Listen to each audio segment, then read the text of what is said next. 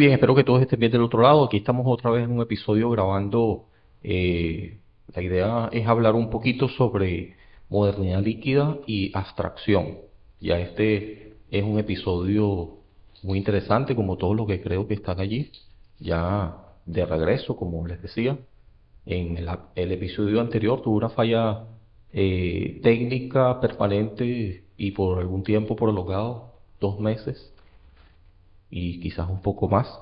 Pero ya empecé, en el episodio anterior lo expliqué, en el episodio que hablé sobre, eh, ni me acuerdo ya de qué hablé, quizás se lo ponga por aquí, vaya a verlo. Ese era el episodio número, ya les digo, enseguida. Expectativa del tiempo. El episodio número 139, ya este entonces sería el episodio número 140. ¿Sí? Entonces, hoy voy a hablar sobre, ya creo que lo acabo de mencionar, modernidad líquida, que esto tiene que ver con Bauman. Y el otro asunto del que me voy a pasear un poquito, no voy a hablar tanto a profundidad, pero sí que lo voy a tocar. Espero que, sobre todo, la metáfora del jardín, bueno, esto tiene que ver con Bauman también, ya vamos a hablar de eso. Y el otro tema de la abstracción tiene más que ver con el actual rey de Francia es calvo. Ya vamos a ver qué es lo que esta frase pudiera significar según Bertrand Russell, ¿sí? Ya hablando de la abstracción. Y dicho esto, empecemos con el tema que es ese, ¿no? 140 episodios del que estoy tratando de nada, ponerlo en orden las ideas y, y bueno, explicar esto, tratar de ver cuáles son los, eh, sí, la función y valor práctico, sí. Bueno, vamos a ver, entendiendo que Zygmunt Bauman, él usa la metáfora del jardín y es una famosa metáfora que ya vamos a ver qué tiene que ver esto con la frase del lógico, positivista lógico Bertrand Russell sobre el rey de Francia. Y vamos a ver cómo se conecta esto eh, con la sociología y con la teoría del conocimiento. ¿Sí? Empecemos por la modernidad líquida eh, y contrastemos con la modernidad sólida de Bauman. Bueno, Bauman habla de las dos cosas, pero sobre todo la modernidad líquida es la que vamos a destacar. La modernidad sólida, empezando por poner en definición, tiene que ver con la metáfora del jardín y esto tiene que ver con el Estado, las instituciones que buscan cierto orden. Cierto orden implica poner en relevancia un objetivo y posteriormente crear todas las condiciones para que éste prospere. Esto quiere decir que en una sociedad perfecta se diseña, todo es predecible, todo está estructurado de cierta manera. Y el Estado cumple un rol. Este rol que cumple el Estado es precisamente institucionalmente establecer el orden y luego velar porque permanezca este orden. Y tal como un jardinero, para ello debe decidir qué va a plantar. Si va a plantar flores. Esto quiere decir que quiere en esta medida, claro, para que prosperen las flores, tiene que desarraigar cualquier otra cosa que ya haya considerado maleza. Ya de por sí, eso de maleza implica algo que estaba allí previo a las flores y que debe extraerse y se cataloga como malo, algo extraño, algo que no está en ninguna relevancia según el plan de sembrar flores. O sea, está marginado, no encaja con el proyecto. ¿Y cuál es la acción que toma el jardinero? Desarraigarla, arrancar la maleza. Ya de eso es una situación que la maleza y todo lo que alrededor estaba, que además estuvo allí primero, si fuera animado, reclamarían que no los quiten de allí. Pero como son malezas, monte, vegetación, no va a reclamar nada, ¿sí? Sencillamente el jardinero en su plan no tiene ninguna consideración, ninguna, digamos, ningún escrúpulo en vista de que el plan incluye limpiar este solar, este sitio, este patio, este espacio, y lo que hay allí no puede seguir existiendo en la medida de que es maleza. Entonces se desarraiga de allí y entonces se siembra una nueva eh, semilla que más tarde llegarían a ser flores, plantas ornamentales, lo que sea, pero ya tiene un control. Entonces es impecable lo que está allí, y la sobrevivencia de eso, como decía también en su momento y a su modo Isaías Berlin, lo que es una ventaja y algo positivo para los lobos es en detrimento de las ovejas. Es decir, que no se puede complacer a uno y otro. Y al mismo tiempo, el hecho de que el lobo exista, su existencia depende de que las ovejas se dejen como carne de cañón o como alimento para los lobos.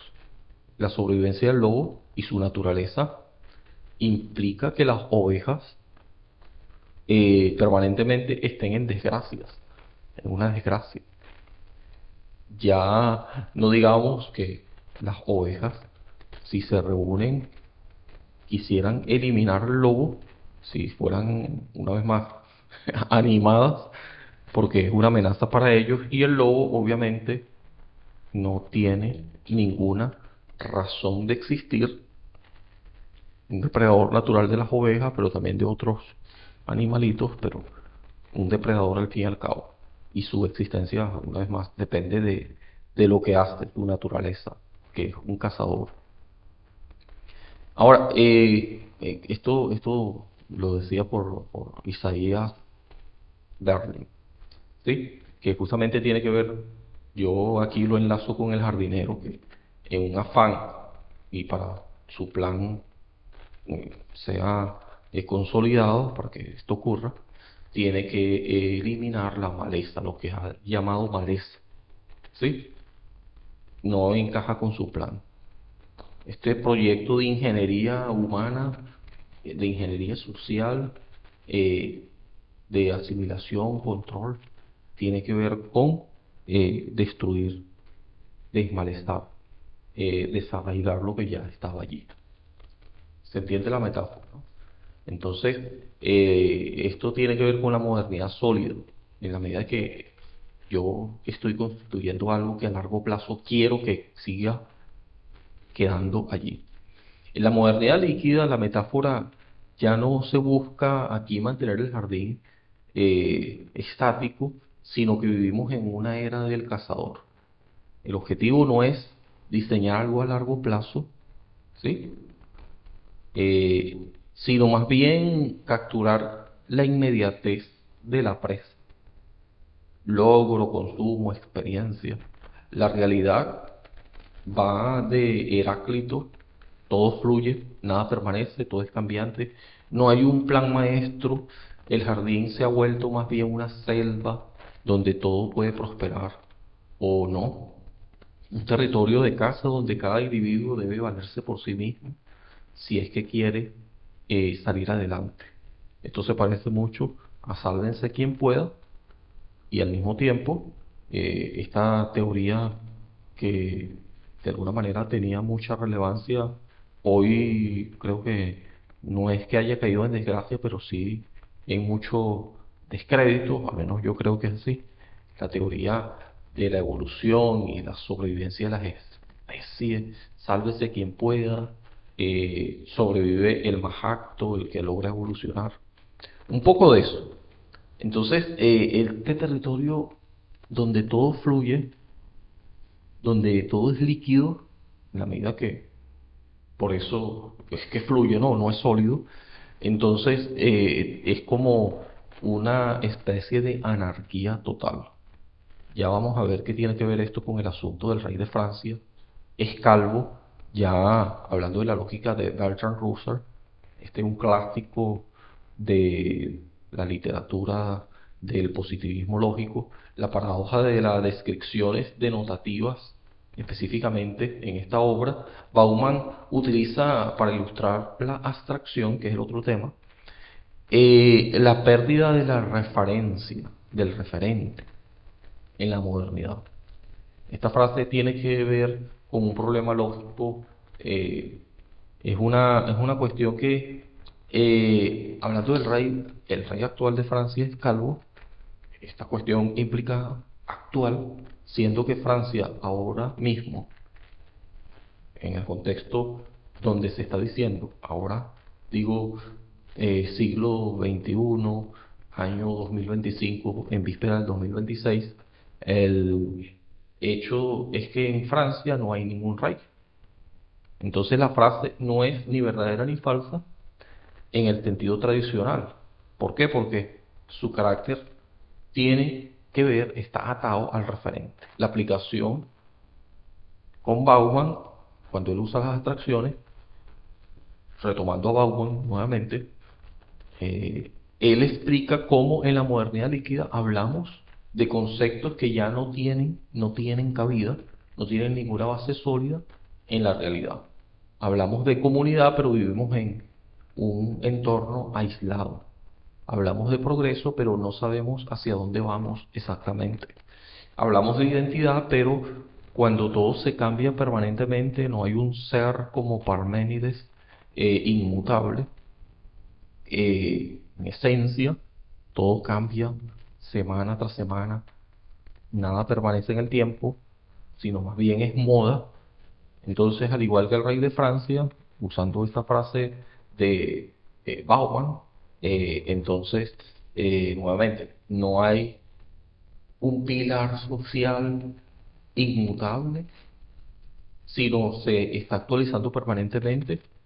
Estas descripciones que uno se atreve a decir están atadas a un lugar que probablemente ya no sea el caso hoy y que por no existir, esta abstracción permite que el sistema siga funcionando en la medida de que cuando algo es abstracto es porque lo fijas, como esta fórmula de Bauman, del jardín, que tiene ya, hablando de la modernidad sólida, ¿no? En este contexto que ya expliqué del jardín, es algo que se debe fijar y que debe morir lo que estaba allí, llámese maleza.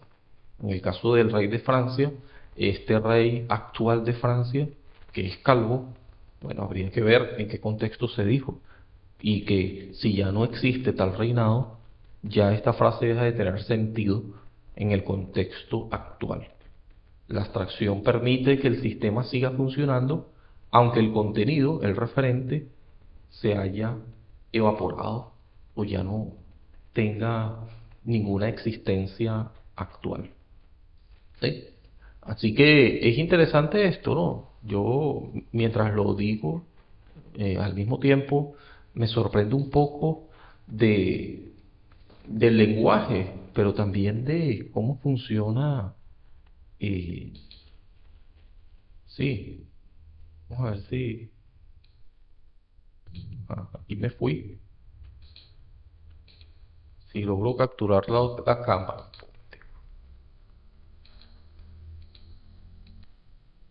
Vamos aquí.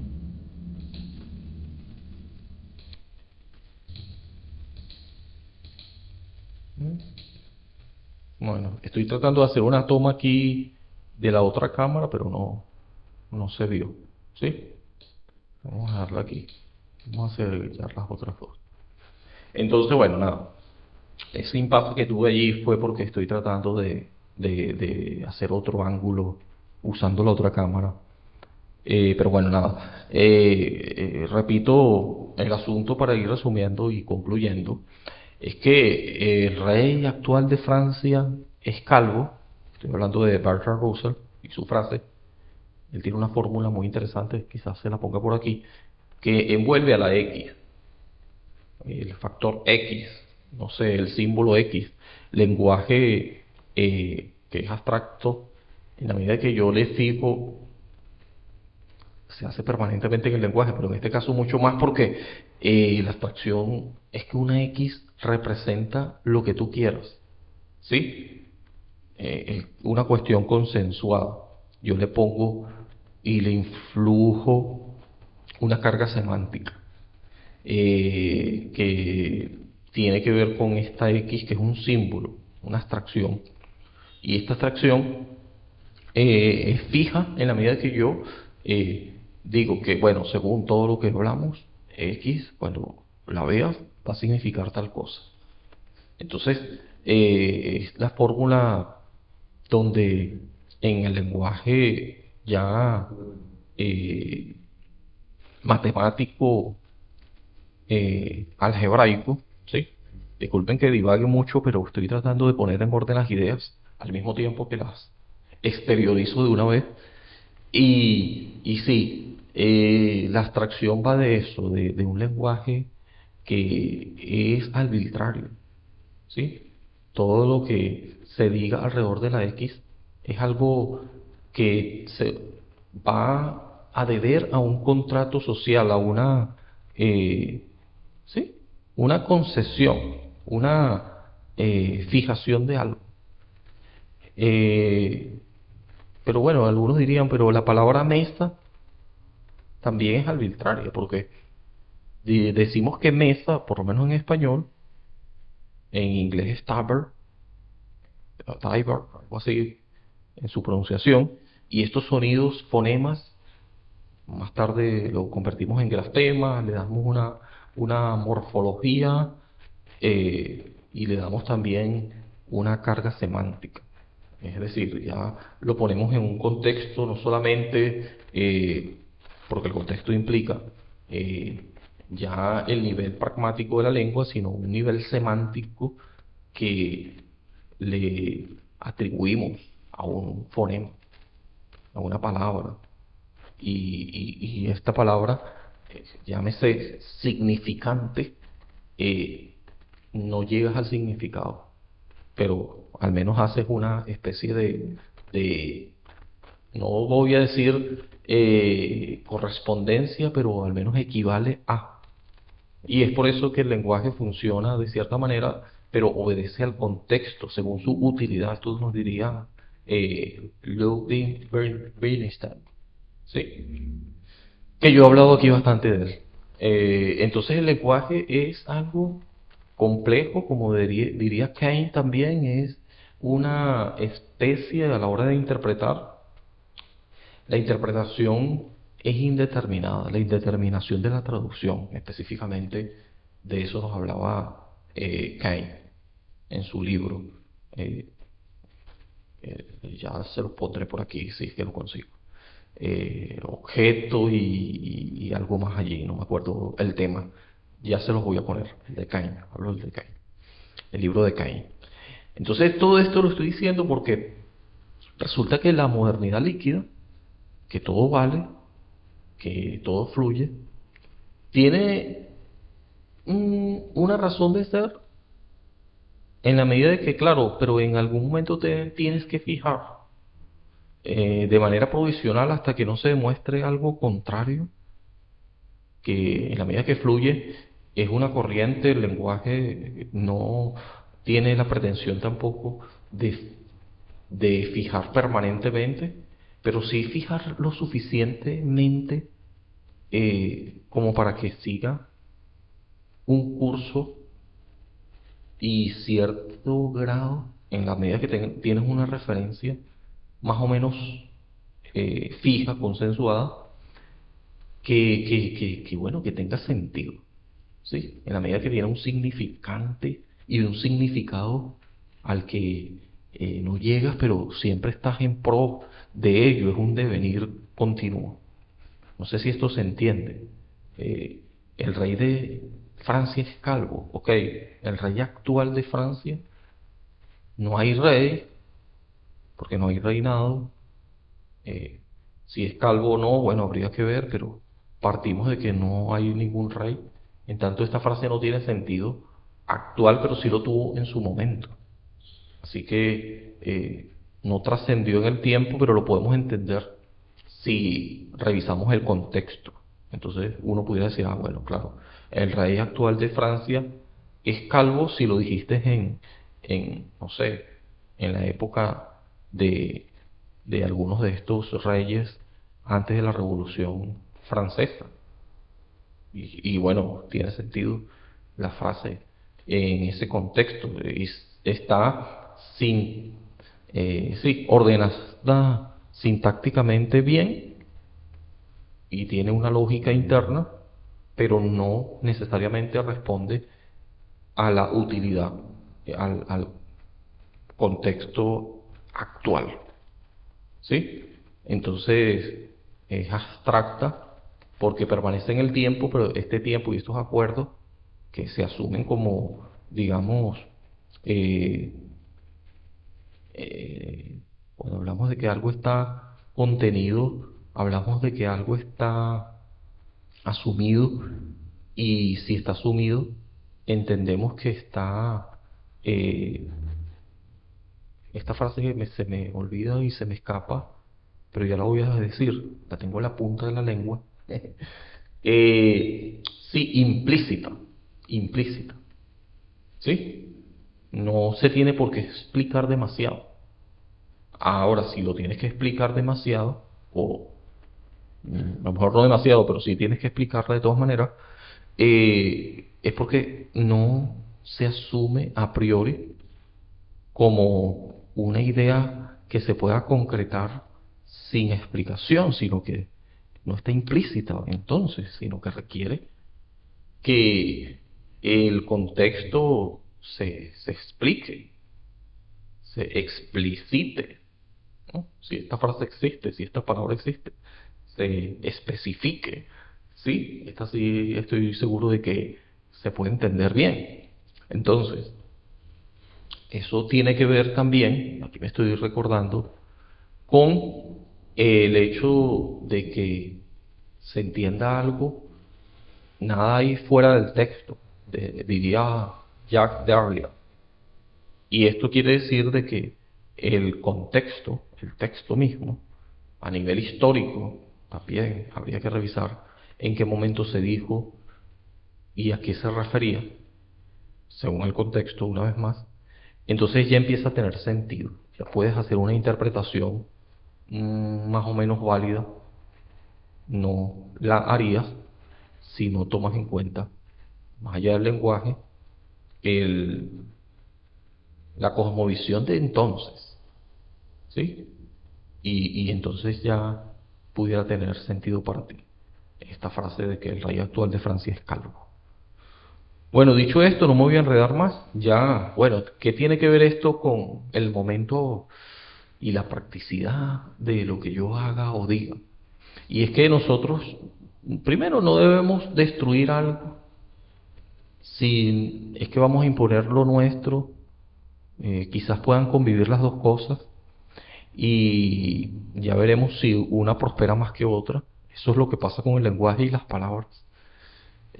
No hay que estar imponiendo, sino proponiendo y ampliar el acuerdo, como diría Richard Rorty. Y ya veremos cuál es lo más práctico, qué es lo que termina sobreviviendo después de todo, ¿no? Por su practicidad. Rorty lo explicaba bien cuando hablaba de por qué no se siguió sosteniendo el paradigma y todo el aparataje lingüístico alrededor de, eh, sí, el sistema geocéntrico. no se sostenía, de Ptolomeo. Y el sistema que es el que se reconoce actualmente, eh, del sistema heliocéntrico. El Sol está en el centro. ¿Centro de qué? De la Vía Láctea, del universo. No, del universo definitivamente no. Pero de todas maneras se asume que no está la Tierra, el planeta Tierra, en el centro de la Vía Láctea, como la conocemos ahora. Y que ese lenguaje alrededor de esta teoría no fue sostenible en el tiempo, lo de Ptolomeo, geocéntrico, y fue sustituido. Siempre las sustituciones tienen resistencia, pero no hay que pelear, no es necesario, el tiempo terminará asumiendo de que es una razón válida y de que esta ya no es sostenible. ¿Sí? Me estoy acordando aquí de Thomas, no me acuerdo el nombre, pero él hablaba de la paradigma de la ciencia normal. ¿Sí? Thomas Kuhn. ¿Sí? Bueno, no me voy a enredar más, por eso es que es práctico, porque no deberías sostener algo a la fuerza, sino sostenerlo en la medida de que con el uso y con la practicidad.